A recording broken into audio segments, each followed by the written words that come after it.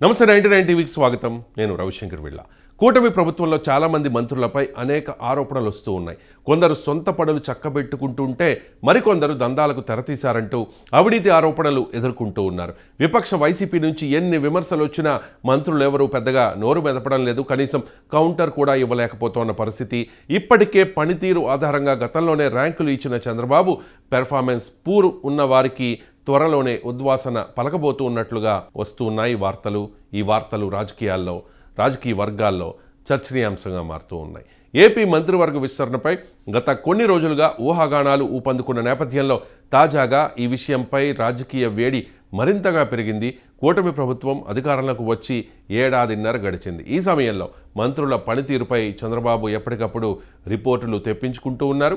Cabinet భేటీల్లో సైతం పనితీరు బాగాలేని మంత్రులను హెచ్చరిస్తూ ఉన్నారు. కానీ పనితీరు మెరుగుపరుచుకొని వారిపై వేటు వేయాలన్న నిర్ణయానికి వచ్చినట్లుగా రాజకీయ వర్గాల్లో ప్రచారం జరుగుతోంది. అందుకు ముహూర్తం కూడా షురూ చేశారన్న వార్తలతో ఎవరిపై వేటు పడుతుందో అని అమాత్యులు హడలిపోతూ ఉన్నారట. మంత్రుల పనితీరుపై అనేకసార్లు సీఎం స్వయంగా హెచ్చరికలు జారీ చేశారు.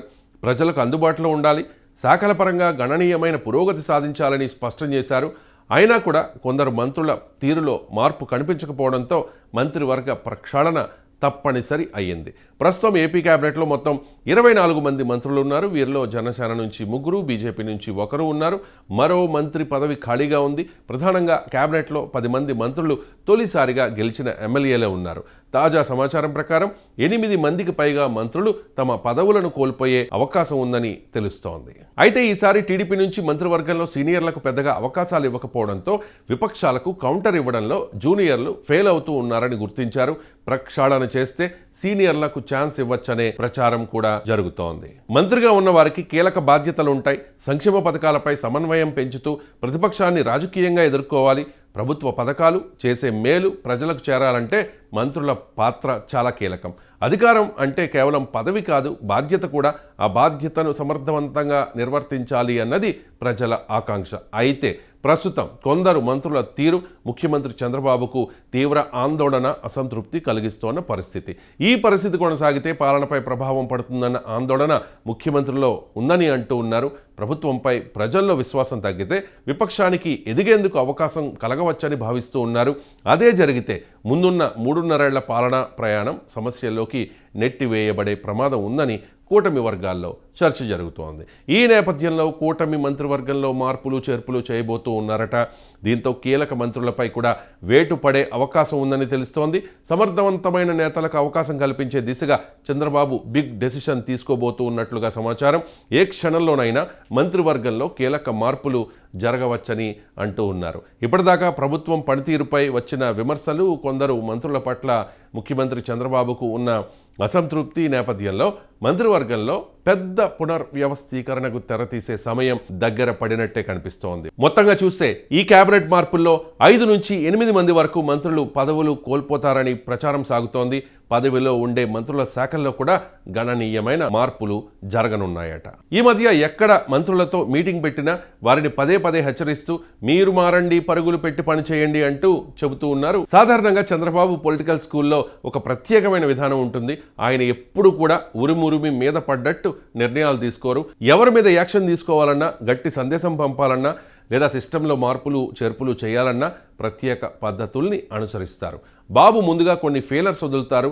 పలానా నాయకుడు కానీ పలానా చోట మార్పులు చేయాలన్నా కానీ అందుకు సంబంధించిన చర్చ ముందే తీవ్రస్థాయిలో జరుగుతుంది.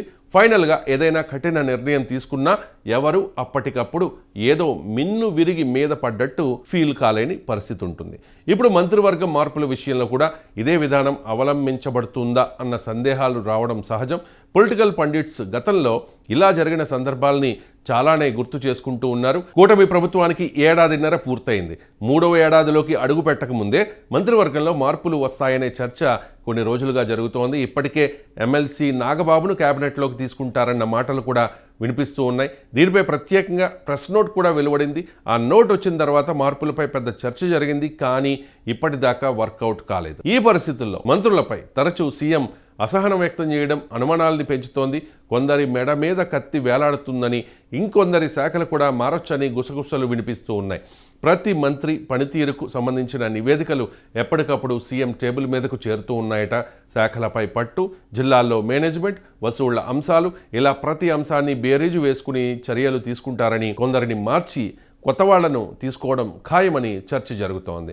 తప్పనిసరిగా మార్పులు చేయాలనే లక్ష్యంతోనే చంద్రబాబు అలా మాట్లాడుతూ ఉన్నారని అంటూ ఉన్నారు. అందుకే గతంలో ఎప్పుడూ లేని విధంగా మంత్రుల విషయంలో హెచ్చరికలు వినిపిస్తూ ఉన్నాయని చర్చ జరుగుతోంది. ప్రభుత్వం వచ్చిన 3 నెలలకే కొందరు మంత్రులు సొంత దుకాణాలు ప్రారంభించడం, జనాన్ని పట్టించుకోకపోవడం, కనీసం తమ శాఖలో ఏం జరుగుతుందో స్పష్టత లేకపోవడం వంటి అంశాలను పరిగణలోకి తీసుకుంటూ ఉన్నట్టుగా తెలుస్తోంది. నష్ట నివారణ చర్యల్లో భాగంగా ఫీలర్స్ ఇస్తూ ఉన్నారనే మాటలు వినిపిస్తూ ఉన్నాయి. ఇదే విషయాన్ని కొంతమంది మంత్రులు తమ ఇంటర్నల్ మీటింగ్స్లో కూడా చర్చిస్తూ ఉన్నారట. మార్పులు తప్పవేమో, శాఖలు మారతాయేమో అనే చర్చలు కూడా జోరుగా కొనసాగుతూ ఉన్నట్లుగా సమాచారం. దీంతో కొత్త ఏడాది క్యాబినెట్ను సరికొత్తగా చూసే అవకాశం ఉందనే మాటలు వినిపిస్తూ ఉన్నాయి. ముఖ్యంగా 3 మంత్రులపై తీవ్ర వ్యతిరేకత, అలాగే 2 మంత్రుల పరిస్థితి అటు ఇటుగా ఉండడంతో వారి ఉద్వాసన తప్పదన్న టాక్ వినిపిస్తోంది. జనసేనకు మరో మంత్రి పదవి రావచ్చని అంటూ ఉన్నారు. అలాగే పిఠాపురం వర్మ, వంగవీటి రాధాలకు కూడా మంత్రి పదవులు ఇవ్వాలన్న డిమాండ్స్ ఎప్పటి నుంచో వినిపిస్తూ ఉన్నాయి. ప్రక్షాళన చేస్తే రాధా, వర్మ లాంటి వారికి ఏమైనా అవకాశాలు ఇస్తారా అన్నది కూడా రాజకీయ వర్గాల్లో చర్చకు వస్తోంది. చూడాలి మరి ఏం జరగబోతోందో.